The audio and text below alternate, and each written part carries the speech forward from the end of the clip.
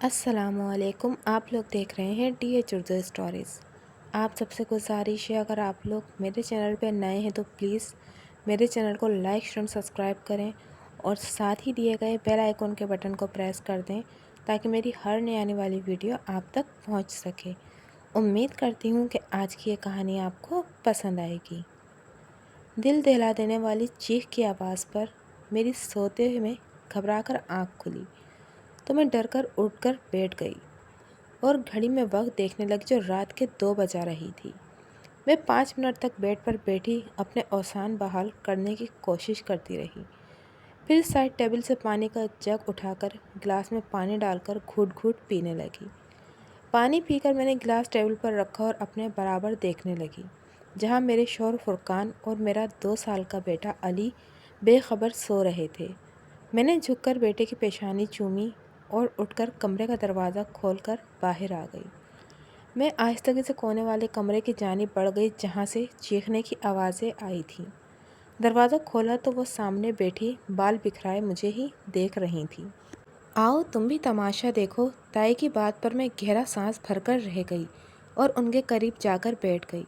کیوں آئی ہو یہاں میری بے بسی کا تماشا دیکھنے؟ تائی مجھے دیکھ کر کرخت لہجے میں بولی۔ میں خاموش بیٹھی انہیں دیکھتی رہ گئی۔ میں کیوں دیکھوں گی آپ کی بے بسی کا تماشا؟ میں ان کی بات کے جواب میں بولی۔ ارم کا فون آئے تو بول دینا میں اس سے بات نہیں کر رہی، میں اس سے بہت ناراض ہوں۔ تائی تسبیح کے دانے تیزی سے گھماتے ہوئے بولی۔ اچھا بول دوں گی، اب آپ سو جائیں۔ میں ان کو زبردستی لٹاتے ہوئے بولی، کیونکہ میں جانتی تھی کہ وہ بولنے پر آئیں تو وہ صبح کر دیں گی اور صبح مجھے فرقان کو آفس کے لیے جلدی اٹھانا تھا۔ میں دروازہ بند کر کے کمرے میں آ گئی اور بیڈ پر لیٹ کر سونے کی کوشش کرنے لگی۔ میری آنکھ صبح دیر سے کھلی جس پر میں ہڑبڑا کر جاگ گئی اور منہ پر پانی کے چھینٹے مار کر فرقان کو اٹھا کر تیزی سے باورچی خانے کی جانب بڑھ گئی۔ فریج سے آٹا نکال کر جلدی جلدی اپنے اور فرقان کے لیے پراٹھے بنائے۔ آملیٹ بنا کر چائے پکانے رکھ کر میں کمرے میں آ کر فرقان کو دیکھنے لگی جو سنگھار میز کے سامنے کھڑے بالوں میں برش کر رہے تھے۔ کیا ہوا، ناشتہ ہو گیا تیار؟ وہ مجھے دیکھ کر بولے۔ جی ہو گیا، آپ کو ہی دیکھنے آئی تھی، آ جائیے۔ میں ایک نظر سوئے ہوئے علی پر ڈال کر واپس پلٹ گئی۔ یار آج بہت لیٹ ہو گیا، تم کو بولا بھی تھا مجھے آفس جلدی جانا ہے، فرقان کرسی کھینچتے ہوئے بولے۔ رات بس دیر سے آنکھ لگی تھی تبھی نہیں کھل سکی، میں پراٹھے کی پلیٹ فرقان کے آگے رکھتے ہوئے بولی۔ وہ جلدی جلدی ناشتہ کرنے لگے۔ چلو یار میں نکلتا ہوں، وہ چائے کا کپ ٹیبل پر رکھ کر کھڑے ہوتے ہوئے بولے۔ میں شوہر کو خدا حافظ کرنے دروازے تک آئی، پھر آ کر اپنے کام میں لگ گئی۔ کام سے فارغ ہوئی تو میری نظر دیوار پر لگی گھڑی پر پڑی جو 2 بجا رہی تھی۔ علی کا فیڈر بنا کر میں کمرے میں آ گئی جہاں وہ جاگ گیا تھا۔ میں نے اسے پیار کر کے گود میں لٹا کر فیڈر اس کے منہ میں دے دی۔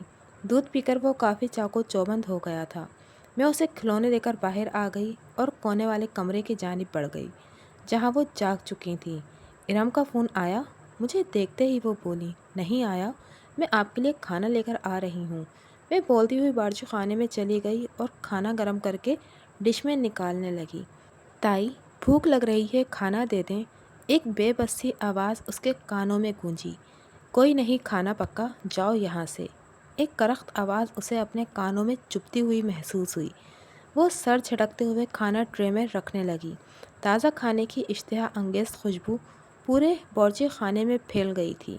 تائی اس سالن میں سے بدبو آ رہی ہے، ماضی کی ایک اور آواز اس کے کانوں میں گونجی۔ وہ پلیٹ قریب لاتے ہوئے ڈرتے ڈرتے بولی۔ کھانا ہے، کھاؤ، نہیں کھانا تو یہیں رکھ جاؤ۔ اور وہ اس ڈر سے باسی کھانا کھا لیتی کہ کہیں وہ اس کھانے سے بھی محروم نہ ہو جائے اور نتیجے میں وہ رات بھر پیٹ کے درد سے بستر پر لوٹ پوٹ ہوتی رہتی۔ وہ سوچوں سے دامن چھڑاتی ہوئی کونے والے کمرے کی جانب بڑھ گئی، پھر خاموشی سے کوئی بات کیے بنا ٹرے رکھ کر باہر آ گئی۔ آج تو بیگم بہت پیاری لگ رہی ہیں۔ شام میں فرقان گھر آئے تو مجھے تیار دیکھ کر شوخی سے بولے۔ آپ بھول رہے ہیں آج کیا تاریخ ہے؟ میں جو ہاتھوں میں بریسلیٹ پہن رہی تھی ہنستے ہوئے بولی۔ اوہ آج تو ہماری شادی کی سالگرہ ہے، فرقان بولے۔ جی بالکل جناب، میں ان کی بات پر مسکراتے ہوئے بولی۔ چلو پھر آج کہیں باہر چلتے ہیں۔ فرقان کی بات پر میں خوش ہو گئی۔ ٹھیک ہے، آپ چینج کریں، اتنے میں علی کو تیار کر دوں، میں کہتی ہوئے علی کی جانب بڑھ گئی۔ تھوڑی دیر بعد فرقان تیار تھے۔ چلیے، میں نے علی کو گود میں لے کر کہا۔ ہاں چلو، وہ گاڑی کی چابی اٹھاتے ہوئے بولے۔ سنو، امی کو بتا دیا؟ وہ کمرے سے نکلتے ہوئے پوچھنے لگے، جس پر میں گہرا سانس بھر کر رہ گئی۔ نہیں، میں نفی میں سر ہلاتے ہوئے بولی۔ اچھا امی، ہم جا رہے ہیں، سکینہ تم امی کا خیال رکھنا۔ فرقان نے ساتھ کھڑی نرس کو تاکید کرتے ہوئے امی کو خدا حافظ کہا۔ اچھا امی، اللہ حافظ، میں زبردستی کا مسکراتے ہوئے بولی۔ کہاں جا رہی ہو؟ بیٹھو گھر میں، میرے بیٹے کے پاس حرام کے پیسے نہیں جو تمہیں گھمانے پھرانے میں ختم کر دے گا۔ ایک جھنگاڑتی ہوئی آواز کانوں میں گونجی۔ میں گھبرا کر تیزی سے فرقان کے پاس پہنچ گئی۔ ڈنر کافی خوشگوار موڈ میں کیا گیا۔ واپسی میں فرقان نے مجھے میری پسند کا خوبصورت سا لباس گفٹ کیا۔ کتنی جلدی 5 سال بیت گئے، پتہ ہی نہیں چلا۔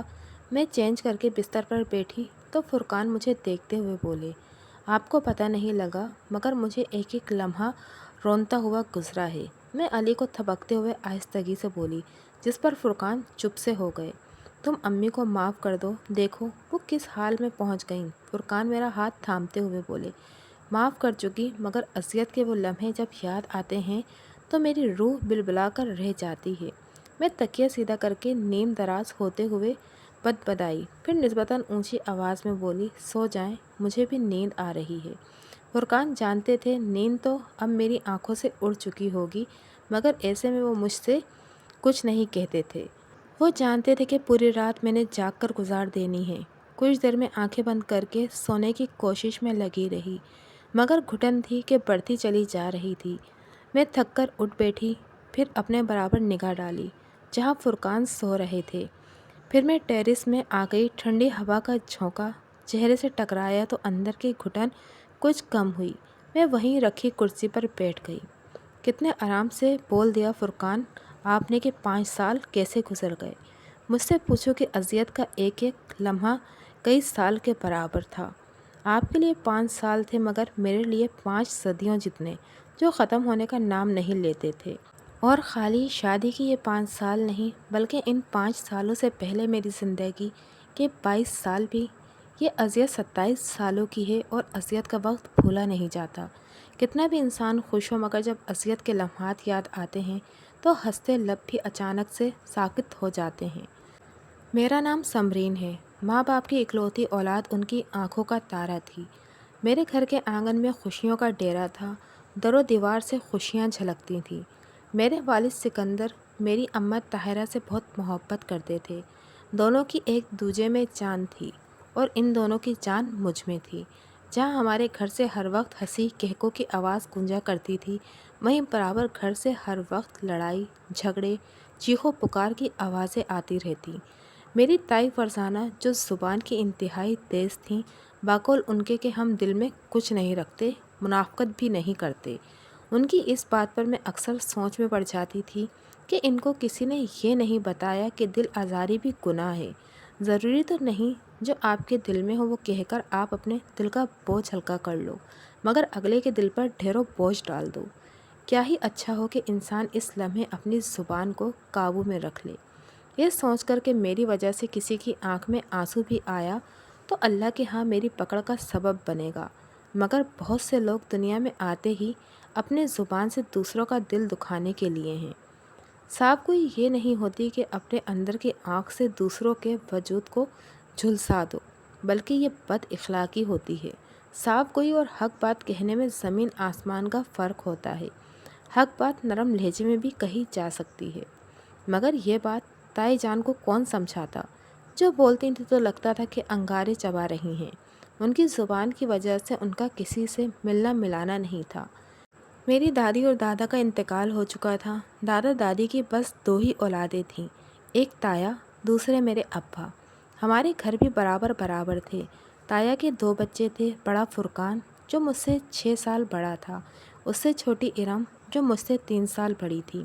ارم مزاج میں پوری تائی جیسی تیز مزاج تھی، جبکہ فرقان تایا جیسے نرم طبیعت کے تھے۔ میں اپنے گھر میں خوش باش تھی۔ ہم ہر چھٹی والے دن اماں ابا کے ساتھ گھومنے پھرنے جاتے تھے اور واپسی میں باہر سے کھانا کھا کر آتے۔ تائی کو ہماری خوشحالی خار کی طرح کھٹکتی تھی۔ محلے کی عورتوں سے میری اماں کا میل جول تھا۔ وہ اکثر میرے گھر آتی تھیں۔ ہر زبان میری ماں کی خوش اخلاقی اور نرم گفتاری کے گن گاتی تھی، جبکہ تائی کی کڑوی زبان کی وجہ سے ہر کوئی ان سے بچتا تھا۔ مجھے آج بھی وہ دن یاد ہے۔ اتنے برس گزر جانے کے باوجود بھی وہ دن آج بھی میں سوچتی ہوں تو اذیت سے میری روح تڑپ کر رہ جاتی ہے۔ اتوار کا دن تھا جب میں، ابا، اماں تیار ہو کر شام کو گھومنے نکلے تھے، اور واپسی میں جب ہم آ رہے تھے تو ایک ٹرک کی زد میں ہماری گاڑی آ کر بری طرح الٹ گئی تھی۔ حادثہ اتنا شدید تھا کہ میں بے ہوش ہو چکی تھی۔ جب اسپتال میں مجھے ہوش آیا تو اس وقت مجھ پر کسی نے قیامت توڑ دی تھی۔ میرے اماں اور ابا اس حادثے میں بچ نہ سکے تھے۔ مجھے تایا اپنے گھر لے آئے تھے۔ اس وقت میری عمر 12 سال تھی۔ بس اس دن سے میری آزمائش شروع ہو گئی تھی۔ ارے ہاتھ ٹوٹے ہیں، جلدی کام کر، تائی میرے پاس آتی ہوئی چیخیں۔ میں جو اسکول سے تھک کر آئی تھی اور اب دل چاہ رہا تھا کہ جا کر لیٹ جاؤں۔ تائی کے چیخنے پر بے بسی سے سنک میں پڑے ڈھیروں برتن دیکھنے لگی جو انہوں نے میرے لیے جمع کر رکھے تھے۔ کھانا کھاتے ہوئے تو بہت تیزی سے ہاتھ چلتے ہیں۔ تائی کی بات پر میں آنسو ضبط کرتی جلدی جلدی برتن دھونے لگی۔ جاؤ میرا بچہ، منہ ہاتھ دھو کر بس کھانا لگا رہی ہوں۔ مجھے امی یاد آ گئی جو مجھے اسکول سے گھر میں آتا دیکھ کر میرا ماتھا چومتے ہوئے بولتی، اور میں کسل مندی سے ادھر ادھر لیٹ جایا کرتی تھی۔ تائی برتن دھل گئے۔ میں تائی کے پاس کمرے میں آتی ہوئی بولی، جہاں وہ اے سی چلا کر بیڈ پر لیٹی تھیں وہیں ان کے پاس فرقان اور ارم مزے سے سو رہے تھے۔ ٹھیک ہے، جاؤ کھانا کھا لو، تائی رکھائی سے بولی۔ میں باورچی خانے میں آ گئی جہاں میری پلیٹ ڈھکی رکھی تھی۔ تائی شام میں تازہ کھانا بناتی تھیں، دن میں رات کا ہی کھانا ہوتا تھا۔ اس پلیٹ میں تھوڑی سی سبزی اور آدھی چپاتی رکھی تھی۔ میں وہیں بیٹھ کر جلدی جلدی کھانے لگی۔ آدھی چپاتی کے بعد میں چنگیر میں روٹی دیکھنے لگی، مگر وہاں نہیں تھی۔ میرا ابھی پیٹ بھرا نہیں تھا۔ مجھے امی کی یاد آنے لگی جو مجھے زبردستی پوری روٹی کھلاتی تھیں۔ میں ماں کو یاد کرتے ہوئے گھٹنوں میں منہ دے کر رونے لگی۔ کیا ہوا؟ تائی وہاں کسی کام سے آئی تھیں، مجھے یوں روتا دیکھ کر پوچھنے لگیں۔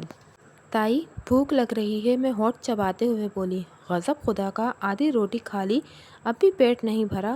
بی بی اتنی مردانہ غذا نہیں رکھو، ابھی عمر کیا ہے تمہاری جو تمہیں آدھی چپاتی پوری نہیں ہوئی؟ تائی غصے سے بولی۔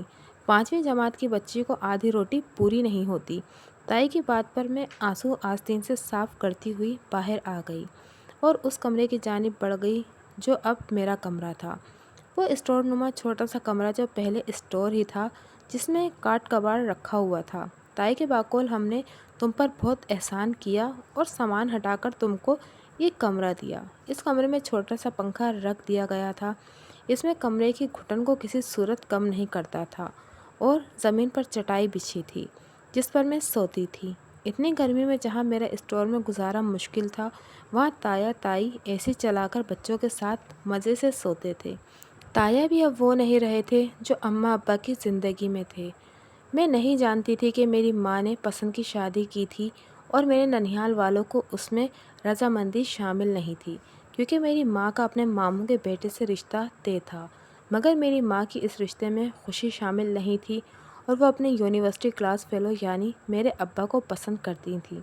میرے ابا کو بھی میری ماں سے محبت تھی، جبکہ دوسری جانب میری تائی اپنی چھوٹی بہن کو اپنی دیورانی بنانا چاہتی تھی، مگر ابا کی ضد کے ہاتھوں مجبور ہو کر تائی کو امی کا ہاتھ مانگنا پڑا۔ دادا دادی تھے نہیں، کوئی بڑا موجود نہیں تھا، اس لیے تائی کو ہی جانا پڑا۔ نانا نانی جو بالکل نہیں چاہتے تھے کہ امی کی شادی ابو سے ہو، انہوں نے بے دلی سے اس رشتے پر حامی تو بھر دی، مگر رخصتی والے دن نانا اور ماموں نے امی کو کہہ دیا کہ اب تمہارا ہم سے کوئی واسطہ نہیں۔ اس کے بعد انہوں نے کبھی پلٹ کر خبر نہیں لی۔ ان سب باتوں کا مجھے پتہ امی ابو کی زندگی میں نہیں لگا، نہ انہوں نے مجھے پتہ لگنے دیا، مگر میں اکثر اپنی ماں کو چھپ چھپ کر روتے دیکھا تھا، اور جب میرے ماں باپ اس دنیا میں نہیں رہے تھے تو تائی میری ماں کو برے برے القابات سے یاد کرتی۔ وہ میرے سامنے بولتی کہ یہ شریفوں کے لچھن نہیں ہوتے جو تمہاری ماں نے اپنائے، پھانس کی شادی کر لی، میرے تایا مٹی کا ماتھو بنے۔ یہ سب سنتے رہتے، ایسا لگتا تھا کہ ان کو کوئی فرق ہی نہیں پڑتا یا میرا ان سے کوئی رشتہ ہی نہیں۔ تائی کی جھڑکیاں سنتے سنتے اور بعض اوقات ان کی مار جو وہ لفظوں سے بھی دیتی اور ہاتھوں سے بھی، یہ سب سہتے ہوئے میں جوانی کی دہلیز پر قدم رکھ چکی تھی۔ میں شریف ماں کی بیٹی نہیں، میرے اوپر یہ لیبل لگ چکا تھا۔ میں کس سے ان باتوں پر لڑتی اور لڑ کر جاتی کہاں، کیونکہ تائی کے گھر کے علاوہ میرا کوئی ٹھکانہ نہیں تھا۔ تایا کی وفات ہو چکی تھی، جب حیات تھے وہ تب بھی کبھی میرے لیے نہیں بولے۔ ہمارے گھر پر تائی قبضہ کر چکی تھی، باقل ان کے کہ ہم نے اتنے سال کھلایا پلایا پڑھایا اور رہنے کو ٹھکانہ دیا تو یہ ہمارا حق ہے۔ کیا کر رہی ہو اندھی ہو، کھانا جلا دیا؟ ارم کے چیخنے پر میں دہل کر ہنڈیا دیکھنے لگی جو جل چکی تھی۔ میرا دماغ صبح سے کل ہونے والے کالج ٹیسٹ میں اٹکا ہوا تھا، مگر آج ارم کو دیکھنے لڑکے والے آ رہے تھے تو میں کالج ہی نہیں گئی تھی، بس صبح سے صفائی ستھرائی اور شام کی چیزیں بنانے میں لگی ہوئی تھی۔ میں ارم کو دیکھنے لگی جو پارلر سے آئی تھی، جس کی اسکن لشکاریں مار رہی تھی۔ کچن میں مت کھڑی ہو، اسکن خراب ہوگی، ابھی پارلر سے آئی ہو۔ تائی کی آواز پر میں لب بھیج کر رہ گئی۔ شام لڑکے والے ارم کو دیکھنے آئے، لڑکا، اس کی ماں، بہن بھی تھی۔ دیکھنے میں اچھے لوگ لگ رہے تھے، لڑکا بھی بہت اچھا تھا۔ میں چائے کی ٹرالی اندر لے کر گئی تو ارم سر جھکائے شیریں لہجے میں لڑکے کی ماں سے بات کرتی نظر آئی۔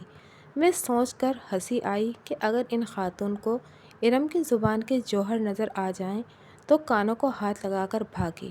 یہ کون ہے؟ اچانک لڑکا بولا، جس پر میں گڑبڑا کر رہ گئی۔ میرے مرحوم دیور کی بیٹی ہے، ہم نے ہی پالا ہے، تائی لڑکے سے نرمی سے بولی، جس پر وہ سر ہلا کر رہ گیا۔ اب لڑکی کی ماں بہن کی نظر بھی مجھ پر تھی۔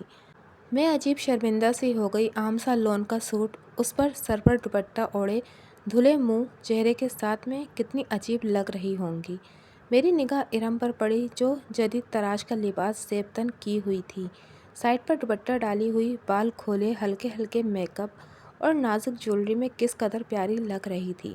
لڑکے والے چلے گئے تھے، تمہیں ان کے سامنے نہیں آنا چاہیے تھا، وہ سمجھ رہے ہوں گے کہ تم ہماری ماسی ہو۔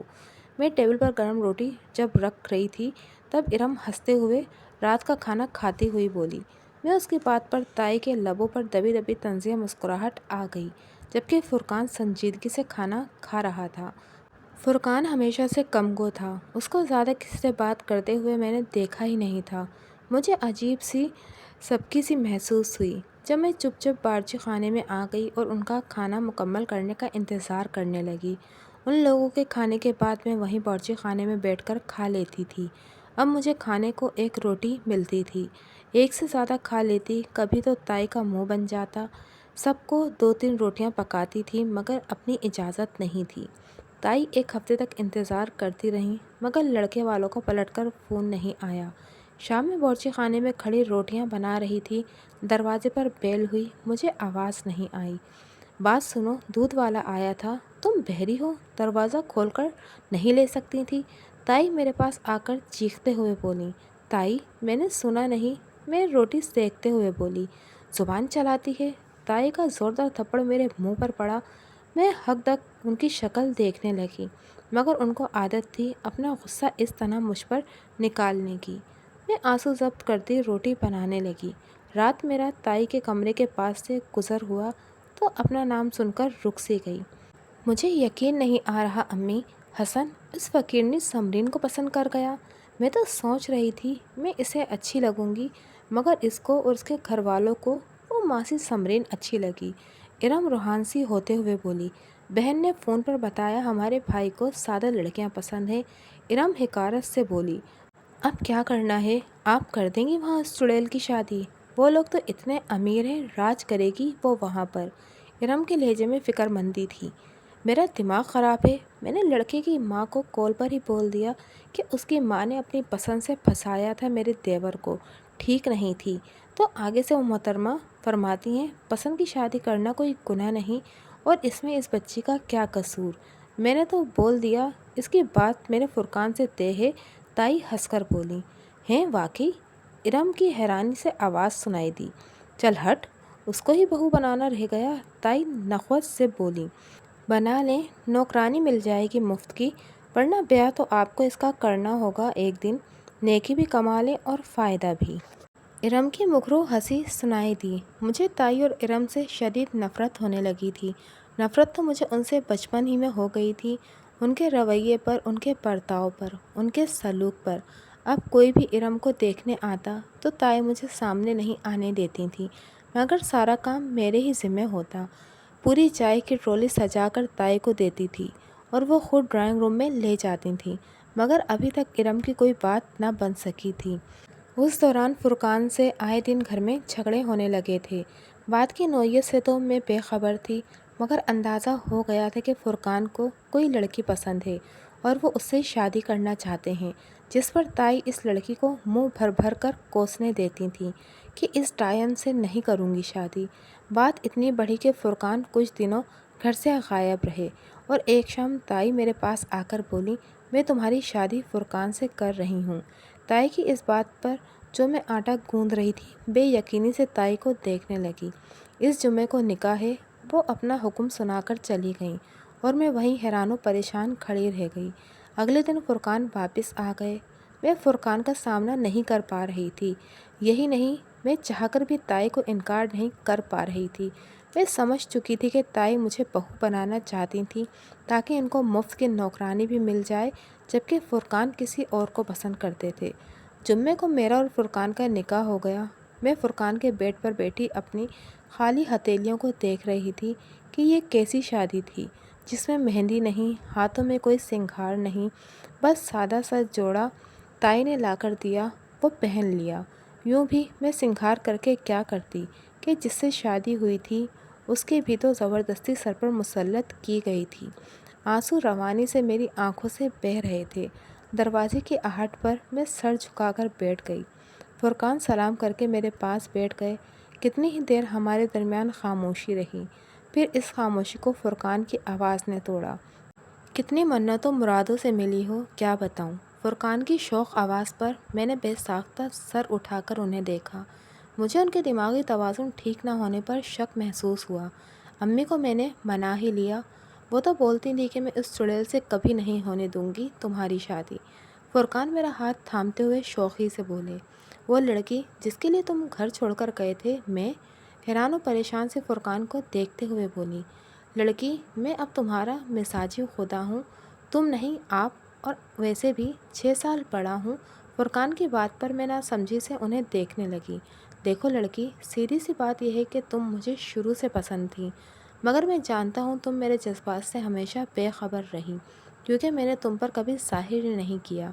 خود بھی میں کافی کم گو اور فاصلے پر رہنے والا انسان ہوں، اور مجھے یوں پسند نہیں تھا کہ اپنے جذبات کی نمائش کروں۔ سوچا جب وقت آئے گا تب امی سے بات کر لوں گا، اور اب جب امی سے بات کی تو جانتا تھا کہ امی کا کیا رد عمل ہوگا۔ وہ کبھی تمہارے لیے نہیں مانیں گی، مگر میرے گھر چھوڑ کر جانے پر وہ راضی ہو گئیں، اور یوں آج تم میری بیوی کی حیثیت سے یہاں موجود ہو۔ فرقان ہنستے ہوئے بولے۔ فرقان کی باتیں سن کر میں حیران سی تھی، یوں بھی ان کا ساتھ ایک خواب سا لگ رہا تھا، کیونکہ فرقان جیسا خوبصورت اور قابل انسان نصیب والی لڑکی کو ملتا ہے۔ میرے دل میں فرقان کے لیے ایسے کوئی جذبات نہیں تھے، کیونکہ میں جانتی تھی کہ تائی مجھے کبھی اپنی بہو نہیں بنائیں گی، اور اب جب میں فرقان کی بیوی بن گئی تھی تو سب بس حیران تھی، اور میں ان کو اتنی پسند تھی۔ جانتی ہو تم کتنی خوبصورت ہو؟ فرقان میرا ہاتھ تھامتے ہوئے بولے، جس پر میں فقط مسکرا کر رہ گئی۔ شادی کے بعد تائی اور ارم کا مجھ سے انتہائی بدتر رویہ ہو گیا تھا۔ میری شادی کو 3 سال ہو گئے تھے، میں ابھی تک ماں نہیں بن سکی تھی، جس پر تائی اور ارم کی طرف سے ہر وقت طعنے سننے پڑتے۔ میں ہر وقت اولاد کے لیے دعا کرتی رہتی۔ اللہ نے میری سن لی اور میں ایک بچے کی ماں بھی بن گئی۔ علی کی پیدائش کے بعد سے تائی کا رویہ میرے ساتھ اور برا ہو گیا۔ فرقان مجھ سے محبت تو کرتے تھے، مگر اپنی ماں کے رویے پر وہ خاموشی رہتے تھے۔ تائی اور ارم طنز کا کوئی موقع ہاتھ سے نہیں جانے دیتی، میری ذرا سی بات کو بھی پکڑ کر میری شامت لے آتی تھیں۔ ایسے میں بے بسی سے فرقان کو دیکھتی، جن کا کردار ایک خاموش تماشائی کا سا تھا۔ شادی سے پہلے کی بات الگ تھی، مگر اب وہ میرے شوہر تھے، میرے سرپرست تھے۔ مجھے آج بھی وہ شام یاد ہے۔ اتوار کا دن تھا، علی کو بہت تیز بخار تھا۔ وہ بار بار روئے جا رہا تھا۔ ایسے میں نے جیسے تیسے کر کے کھانا پکایا اور علی کو سنبھالنے لگی۔ رات کھانے کے وقت تائی کی آواز پر میں گھبرا کر باہر گئی، جہاں وہ کھڑی فرقان سے میرے بارے میں بول رہی تھی کہ ایسا کھانا پکاتے ہیں، اتنا تیز نمک۔ تائی مجھے دیکھ کر غصے سے چیخیں۔ تائی، علی کی طبیعت ٹھیک نہیں تھی، میں آہستگی سے بولی۔ ارے بیوی، ہم نے بھی بچے پیدا کیے ہیں، ہم نے بھی گھر کے کاموں کو ساتھ ساتھ نمٹایا ہے۔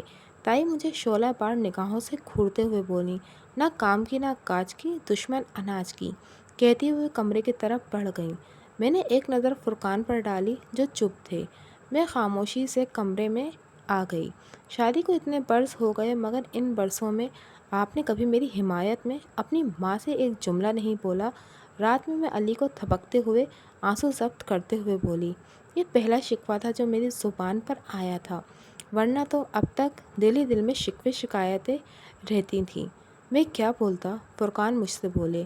ان کی بات پر ایک زخمی مسکراہٹ میرے لبوں پر آ گئی۔ میں خاموش ہو گئی۔ ایسی منحوس ہے، ابھی تک اس کی وجہ سے میری بچی کی شادی نہیں ہوئی۔ میں علی کو سلا کر باہر نکلی تھی کہ تائی سامنے ہی تخت پر پڑوس کی خواتین سے میری برائیاں کرتی نظر آئیں۔ میرے بیٹے کو ہر وقت انگلیوں پر نچاتی ہے، ہم نے تو ہمدردی کے تحت کر دی تھی شادی کہ چلو اپنے گھر کی بچی ہے، مگر ہے تو اپنی ماں کی بیٹی، کیسے بدلے گی؟ تائی مجھے دیکھتے ہوئے بولی۔ ان کی بات پر میں جو کمرے کے دروازے پر کھڑی تھی واپس کمرے میں چلی گئی۔ یا اللہ، یہ کیسی آزمائش ہے جو ختم نہیں ہو رہی۔ میں کیا کروں؟ اس عورت کا، اس کی زبان نے میری زندگی جہنم بنا ڈالی ہے۔ میں دونوں ہاتھوں میں چہرہ چھپا کر رو دی۔ شام تائی اپنی بہن کی طرف ارم کے ساتھ گئی ہوئی تھی، جو میں باورچی خانے میں فیٹر بنا رہی تھی۔ ڈور بیل کی آواز پر گئی تو سامنے تبسم آنٹی کھڑی تھیں۔ ان کو دیکھ کر میں بے اختیار خوش ہو گئی۔ وہ یہیں اسی محلے میں رہتی تھیں، ان کی امی سے کافی دوستی تھی۔ تمہاری ساس اور نند کو جاتے دیکھا تو سوچا تم سے مل آؤں۔ میں ان کو ڈرائنگ روم میں لے آئی تھی۔ بہت اچھا کیا آنٹی آپ آ گئیں، میں خوش ہوتے ہوئے بولی۔ تم کو پتہ ہے، میں تمہاری تائی کی وجہ سے آنا بس پسند نہیں کرتی، وہ مجھے تیز زبان کی وجہ سے پسند نہیں، مگر بیٹا، میں آج تم سے بات کرنے آئی ہوں، آنٹی بولی۔ جی آنٹی، خیریت؟ میں آنٹی کی بات پر بولی۔ بیٹا، تم کب تک ایسی اپنی تائی کا رویہ سہتی رہو گی؟ ان کی بات پر میں سر جھکا گئی، کیونکہ ان سے کچھ چھپا نہیں تھا۔ محلے کی عورتوں کے سامنے بھی تائی میری بے عزتی کا کوئی موقع ہاتھ سے نہیں جانے دیتی تھیں۔ میں کیا کروں آنٹی، اس کے سوا میرے پاس کوئی چارہ نہیں، میں بے بسی سے بولی۔ کیوں؟ تم کو کیا ڈر خوف ہے؟ اب تو تمہاری شادی ہو گئی ہے، ایک بچے کی ماں ہو۔ وہ میری بات پر بولی۔ آنٹی، جس انسان سے شادی ہوئی وہ بھلے میرا شوہر ہے، مجھ سے محبت کرتا ہے، مگر اس سے پہلے ان کا بیٹا ہے۔ مجھے ڈر ہے تائی نے گھر سے نکال دیا تو میں کیا کروں گی؟ میں روحانسی ہوتے ہوئے بولی۔ جس چیز سے جتنا ڈرتا ہے انسان، اس پر اتنی ہی شدت سے غالب آتی ہے۔ جس دن تم نے اپنے ڈر خوف پر قابو پا لیا نا، اس دن تمہاری فتح ہے۔ اس پوری دنیا میں اگر تمہارے حق میں بولنے والا نہ بھی رہے نا، پھر بھی ایک ایسا ہوگا جو تمہارے حق میں بولے گا، اور وہ تمہارا اپنا آپ ہوگا، کیونکہ انسان جتنا اچھا اپنے حق کے لیے بول سکتا ہے، اتنا اچھا کوئی اس کے حق کے لیے نہیں بولے گا۔ اس لیے جیو شیر کی طرح بہادری سے، گیدڑ کی طرح ڈر ڈر کر جینے میں کوئی مزہ نہیں۔ اب یہ تم پر ہے، یا تو شیر بن جاؤ یا گیدڑ، مگر اپنا حق کسی کو مارنے نہ دو۔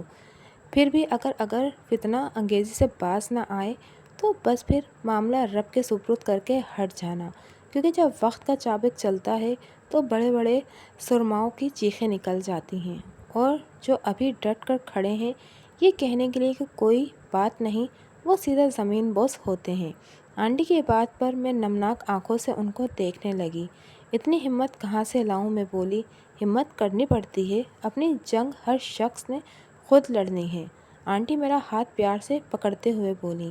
تائی اور ارم نے مجھے تنگ کرنے کے لیے اب دوسرا طریقہ شروع کر دیا تھا۔ کبھی کھانے میں نمک تیز ہوتا اور کبھی چولہا تیز ہو جاتا۔ شروع میں تو میں پریشان ہو جاتی تھی کہ یہ ہو کیا رہا ہے، تمہارا دماغ رہتا کہاں ہے، اتنا نمک ڈال دیا۔ رات کھانے پر فرقان غصے سے مجھے دیکھتے ہوئے بولے۔ میں نے اتنا نمک نہیں ڈالا، میں آنسو پیتی ہوئی بولی۔ ہاں بی بی، यहाँ जिन्नात हैं जो तुम्हारे खाने में नमक डालते हैं, ताई चमक कर बोली। इरम अपनी मुस्कुराहट जब्त करती हुई मुंह छुपा गई, जिस पर मेरा दिमाग घूम गया। आप और आपकी बेटी के कारनामे हैं, मैं हिम्मत करके बोल उठी। ए लो सुन लो फुरकान, ये तो हाथ धोकर पीछे पड़ गई है हम माँ बेटी के। हमने भलाई की इसको बहू बनाकर और ये उल्टा हमें ही बोल रही है। ताई ज़ोर ज़ोर से रोते हुए बोली। इनके ड्रामे पर मेरा खून खोल उठा। ताई आपने भलाई नहीं की, बल्कि आप और आपकी बेटी को मुफ्त की नौकरानी चाहिए थी। मैंने खुद आप दोनों की गुफ्तगू अपने कानों से सुनी। कौन सी भलाई की आप लोगों ने, ज़ुबान की भी मार दी और जिस्म की भी। मेरा ज़ब्त आज लग रहा था कहीं खो गया। बस अब मैं ना सुनूं अपनी माँ के बारे में। फुरकान मेरे मुंह पर थप्पड़ मारते हुए बोले, जिस पर मैंने इन माँ बेटी के चेहरे पर दबी दबी मुस्कुराहट देखी। मेरा दिल मज़ीद नफ़रत से उनके लिए भर गया। वो रात मैंने रोकर गुजार दी। ठीक है, जब शोहर अपना नहीं होता तो फिर क्या किसी से शिकवा। पता नहीं ये कैसी मोहब्बत थी जिस पर तुम दुरुस्त और गलत का फ़ैसला नहीं कर सके। फुरकान, मैं वाकई में बहुत बेबस हूँ, कुछ नहीं कर सकती। हाँ, मगर मैंने अपना मामला अल्लाह के सुपुर्द किया। मैं आंसू साफ करती हुई सोचने लगी। मुझे प्यास महसूस हो रही थी। पानी पीने की गर्ज से मैं उठकर कमरे से बाहर आ गई। ताई के कमरे की लाइट जल रही थी, बातों की आवाज़ आ रही थी। मुझे इस समरीन से नफ़रत है। उसकी सूरत देखकर मुझे ताहिरा याद आ जाती है। मेरी बहन कितना चाहती थी सिकंदर को, मगर सिकंदर ने किसी बेदर्दी से मेरी बहन को रिजेक्ट किया। इसके सर पर तो इस ताहिरा का भूत सवार था। मेरी बहन ने आज तक शादी नहीं की, पूरी जवानी इस सिकंदर की मोहब्बत में ख़त्म कर दी। सिकंदर नहीं तो कोई भी नहीं, और वो सिकंदर कैसे अपनी ज़िंदगी में खुश था। जब जब ताहिरा का मुस्कुराता चेहरा देखती, मुझे अपनी बहन का आंसू में भीगा हुआ चेहरा याद आ जाता था। बस सिकंदर और ताहिरा की मौत के बाद मैंने भी गिन गिन कर बदले लिए। ये फुरकान जितना इस समरीन की मोहब्बत में पागल था, अब मैंने भी इतना ही जहर इसके दिल में इस समरीन के लिए भर दिया है। बस मैं चाहती हूँ कि इसको तलाक देकर घर से बाहर करे, ताकि कुछ तो मेरे दिल की आँख ठंडी हो।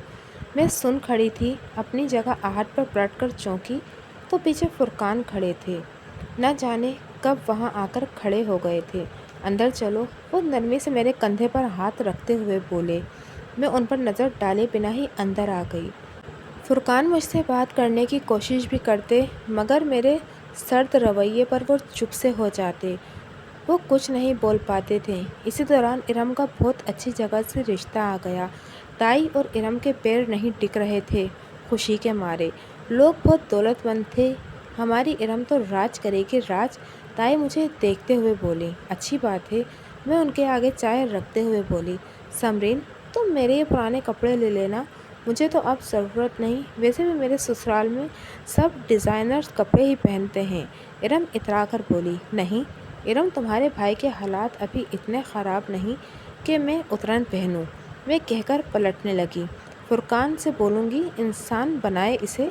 ताई पीछे से चीखते हुए बोली। मेरी फ़िक्र छोड़ें, अपनी बेटी को इंसान बनाए, इसे दूसरे घर जाना है, इसकी ज़ुबान रोकना सिखाएं।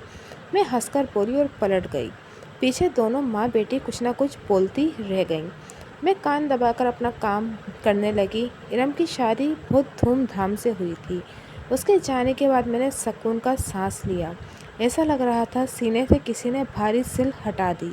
इंसान को ऐसा नहीं होना चाहिए कि उसका जाना आपके लिए सुकून का बाइस बने, बल्कि ऐसा होना चाहिए कि अगर वो चला जाए तो आपको एक खलासी महसूस हो। मैं सोचकर रह गई, अब इरम आए दिन अपने मियाँ असद के साथ पहुंची होती। उसका मियाँ काफ़ी मगरूर मालूम होता था। इरम जब भी आती तो अपने लिबास की और कभी अपनी गाड़ी की ही बातें करती रहती, और ताई बेटी को यूं देखकर फूले नहीं समाती। हर लड़की का नसीब मेरे इरम जैसा नहीं होता। ससुराल वालों ने शहजादी बना कर रखा है, गई भी तो इतने अमीर लोगों में है। माँ की दुआएं हैं, ये जो माँ बाप की दुआएं होती हैं ना, इसी से औलाद फलती फूलती है। जो बेटियाँ ससुराल में रोती नज़र आती हैं, वो उनके माँ बाप के अमाल होते हैं जो उनके आगे आते हैं। ताई चलते फिरते यही सुनाती रहती, जिस पर मैंने लबों को बिल्कुल सी लिया था, क्योंकि मैं जानती थी कि इधर बोलना बेकार है। इरम माँ बनने वाली थी, ताई आए दिन उसके बच्चे की शॉपिंग में लगी रहती। मैंने उस दौरान जो चीज़ नोटिस की वो इरम की खामोशी थी। काफ़ी चुप चुप सी नज़र आने लगी थी। जिस तरह पहले उसकी ज़ुबान चलती थी या ताई को वो मेरे ख़िलाफ़ भड़काती थी, अब वो ऐसा नहीं करती, बल्कि जब भी आती चुप चुप रहती, किसी से ज़्यादा बात भी नहीं करती। इरम बेटा, कोई बात है तो इतना चुप क्यों है? मैं अपने कमरे में जा रही थी जब ताई की आवाज़ सुनी। बस अम्मी, तबीयत बोझल रहती है, पता नहीं क्यों मुझे ऐसा लगा इरम ने ताई को टाल दिया, जबकि बात कुछ और है। मगर मुझे क्या, मैं सोचती हुई कमरे में चली गई। वैसे भी मेरी हैसियत बस एक रिपोर्ट की सी हो गई थी, जो चुपचाप काम में लगी रहती। फुरकान ने बहुत बार कोशिश की कि मैं पहले जैसी हो जाऊं, मगर मेरी खामोशी ने उनको बेचैन कर दिया था। जब जब नमाज़ पढ़कर दुआ के लिए हाथ उठाती, बस आंसू बहते और लब खामोश, क्योंकि मैं जानती थी कि मेरा खुदा है, उसको मुझे अपनी तकलीफ़ बताने के लिए लब खोलने की ज़रूरत नहीं। वो मेरे बहते हुए आंसुओं में जो कर्ब है, उसकी भी उसको खबर है। रात अली को सुलाकर मेरी आंख लगी थी कि ज़ोर ज़ोर से दरवाज़ा पीटने की आवाज़ पर मैं घबरा कर उठ गई। फुरकान ने दरवाज़ा खोला तो ताई बुरी तरह से रो रही थी। मैंने पहली बार उनको रोता देखा था। उनकी खुश्क आंखें देखकर मैं अक्सर सोचा करती थी कि क्या ये आंखें कभी रोई नहीं होंगी। वो और इरम, ताई बोलते हुए फुरकान के बाजुओं में झूल गईं। हम लोग भागम भाग अस्पताल पहुँचे तो पता चला कि इरम का शौहर रात दोस्तों से वापस आया तो उसकी किसी बात पर इरम से मुँहमारी हो गई।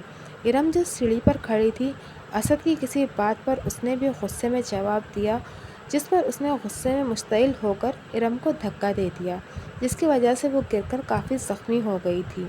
अस्पताल जब हम पहुँचे तो पता चला कि इरम के पेट में मौजूद बच्चा मर चुका था और ख़ुद इरम की हालत भी ख़तरे से खाली नहीं है। ताई का रो रो कर बुरा हाल था। इरम के ससुराल से कोई भी वहाँ मौजूद नहीं था सिवाय उसकी सास के। यहाँ तक कि उसका शौहर असद भी नहीं था। इरम 2 दिन ज़िंदगी मौत की कशमकश में रही और तीसरे दिन उसका इंतकाल हो गया। उसकी मौत एक सदमा थी। इरम की मौत से हम सबको ही धचका लगा था। फुरकान ने इरम के ससुराल वालों के ख़िलाफ़ एफ़आईआर दर्ज कराई, मगर वो लोग बहुत असर शौक़ वाले थे, कोई फ़ायदा नहीं हुआ। बाद में पता चला कि ये शादी असद की मर्ज़ी के ख़िलाफ़ थी।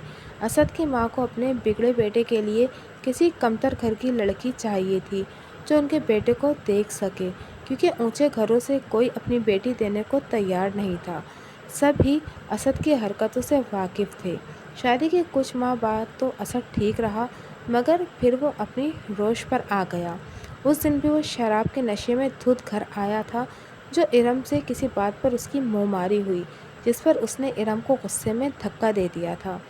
इरम की मौत का ताई ने बहुत असर लिया था। अब वो भी चुप चुप रहने लगी थीं कि एक दिन रात के वक्त बाथरूम में गिर गईं। हम सब उन्हें लेकर अस्पताल पहुँचे। मुआयने के बाद डॉक्टर ने कहा कि उन पर फालिज का हमला हुआ है। ताई का आधा जिस्म मफलूज हो चुका था। उनकी ज़हनी हालत भी अब ज़्यादा ठीक नहीं थी। वो बिल्कुल बिस्तर की होकर रह गई थी। ताई की देखभाल के लिए एक नर्स रख दी थी। कुछ वक्त बाद फुरकान ने मुझे मेरे घर की फ़ाइल दे दी, जिस पर ताया ताई का कब्ज़ा था। फुरकान की माफ़ी पर मैंने उनको माफ़ कर चुकी थी। फजर की अज़ानें हो रही थीं कि समरीन अंदर चलो। फुरकान की आवाज़ पर मैं चौंक कर माजी से हाल में आ गई। वो मेरे कंधे पर हाथ रखे मुस्कुराते हुए मुझे देख रहे थे, जिस पर मैं भी मुस्कुरा दी। हर इंसान अपने किए की सज़ा खुद काटता है, फिर चाहे वो दुनिया हो या आखिरत। जैसे ताई और उनकी बेटी इरम ने जो बीज बोया वही पाया। सच कहते हैं कि दुखा दिल एक आह है, जिसमें इंसान मुंह से नहीं भी बोले, मगर वो सीधी अर्श पर जाती है और फिर अल्लाह की पकड़ से कोई बच नहीं पाता। मैं फुरकान का हाथ थामकर अंदर कमरे की जानिब बढ़ते हुए सोचने लगी।